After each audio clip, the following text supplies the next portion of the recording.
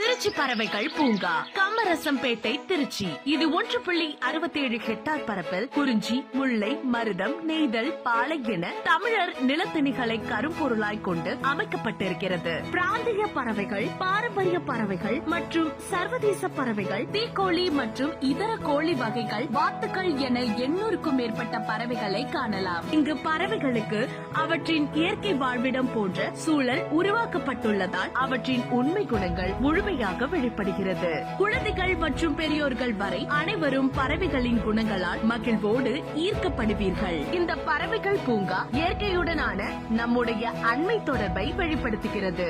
இங்குள்ள பறவைகளின் சாகசங்கள் உங்களை எப்போதும் மாறாத நினைவுகளுடன் வைத்திருக்கும்.